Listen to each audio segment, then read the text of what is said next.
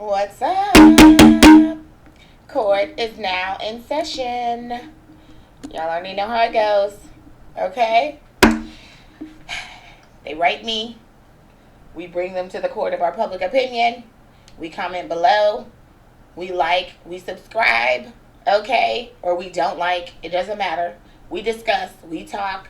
We say good. We say bad. But we do remain tactful. A little bit. At least. Okay. Let's go. Court is now in session. Can I elect to get my daughter after school ends on Thursday and in time when school begins on Monday? I'm confused on how to understand my court orders. Under the section where it says less than 100 miles, I have standard possession. Thursday, 6 to 8 p.m. and first, third, and fifth weekends ending at 6 p.m. But under general terms and conditions, it says I can elect to begin my possession time the school releases and elect to end when school resumes. Do I have this right to elect those times currently? The mom is saying I don't. That was only if we elected that in court. She is saying that it's not under the section of less than 100 miles apart. Okay.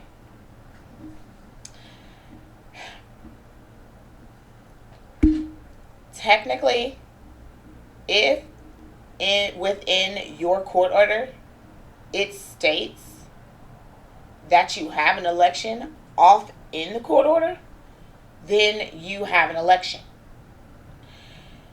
What you have is an order that's going to be hard to enforce because it's ambiguous. We don't know how you are to elect, but generally court orders are not written this way. That you can have an election though. To begin the possession, the time school releases and elect when school resumes. That's the old law. Okay? And what it says is that, the history behind it is that the government wants dads to have a close and continuing relationship with their children, as well as mothers to have a close and continuing relationship with their children, so that the parent that is not the managing conservator or the person that has the child most of the time or makes the managerial decisions for the child has the ability to be in that child's life still. The person that has the managerial decisions cannot keep out the possessory, okay, because the court is inclined to give the possessory time with the child. And in order for that time to occur and to take place, that child has to be around that other parent so that that managing parent cannot take that child away from the possessory parent. Got it? That's the idea. That's the theory. That's the thought process behind the law. So we take it and we apply it here. Okay? If it says that you can elect to begin your possession time at the time school releases, then you need to elect it. It should, within your order, tell you how to elect to do that. And at that point, then yes, you would be able to do that underneath your order, if that's what your order says. The old law says that a father can elect to get the child, or the person that is not the not the managing parent, can elect to get the child at the time school dismisses and drop that child off when school resumes, Monday. At the time school dismisses on Thursday, let me clarify, take that child back when school lets in on Monday. That's the first, the third, and the fifth. In addition, every single week, instead of that 6 to 8 that this father has, the law would elect an allowed person to lean on and get the order changed to give them that Thursday overnight. So the 2 hours turns into an overnight visit. So this father's trying to take the 6 to 8 and make it an overnight visit. That's weekly. And the first, third, and fifth weekends started on that Thursday, because you have to think about it. If you have the child every Thursday night, overnight anyhow, then when your weekends hit on the first, third, and fifth, your weekends technically will begin on that Thursday at the time the school dismisses,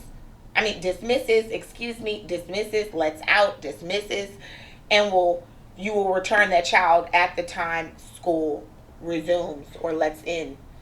That also lets you know that you are responsible for picking that child up from school, okay? If it's going to be at the time that school is dismissed, you're responsible for getting that child to school. If it's at the time that school resumes, there are times where parents do have daycares and other third parties that take care of the children after and before school. You cannot force a parent to cut into their time to take the child to either of those things.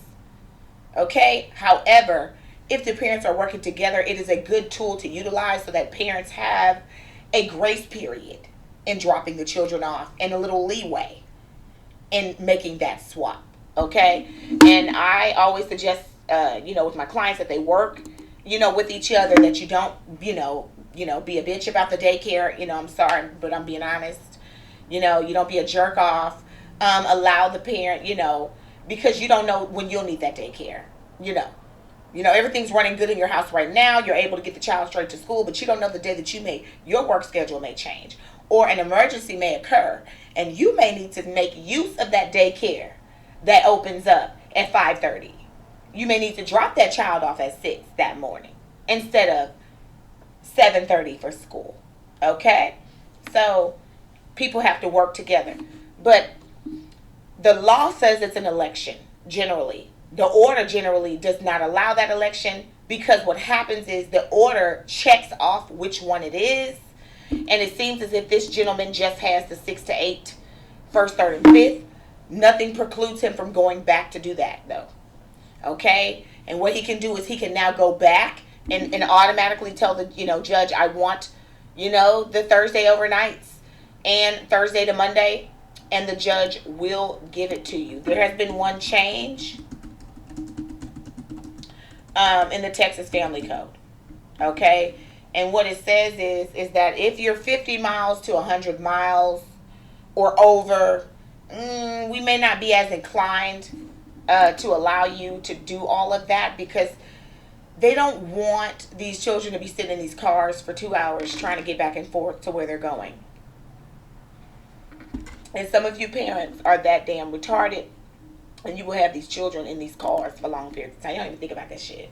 Y'all don't think about what you're doing to the kids, that hell, they got to ride 2 hours to get somewhere to go to school, and then you want them to act right when they're there and they're already frustrated or tired or hungry or peeing on themselves or whatever the hell is going on. You guys don't think about it. So yes, they have had to change the law since this person's order to say if it's 50 to 100 miles, we got to look at that. But if you're 50 miles or under, it's automatic. If you request it, you're going to get it. Okay? And the 50 to the 100 miles is discretionary. It's like a little discretionary swinging door. The law doesn't specifically state that, but that's how it's applied. So that's how I'm teaching it. That's just the easiest way for me to allow you to understand it. It's a little discretionary swinging door. And the court can maneuver with those dates. They will. If you're 50 to 100. So you can request it still. As long as you're under 100. But the court will kind of probably maneuver with those days, right? They may not give you Thursday every week, right? Overnight, but they may allow you the Friday to Monday, right? You might do Friday to Monday, Friday at the time. Oh my God. Hold on, because we need lights, okay? And there was light, okay? But you may need the Friday to Monday. You might need that. Okay? And so the court will toggle. All right, guys? But at the end of the day, yes, people that are not managing conservators are getting much more time with their children upon request. It's happening everywhere, folks. So get over it, mothers. Get over it. Be happy and be glad that, these children are able to get more time with their fathers. That's less time on your damn nerves and more time you have to your beauty. Okay, to go and shop and finding stuff to do, things to buy. Let the children go with their fathers and have a good time.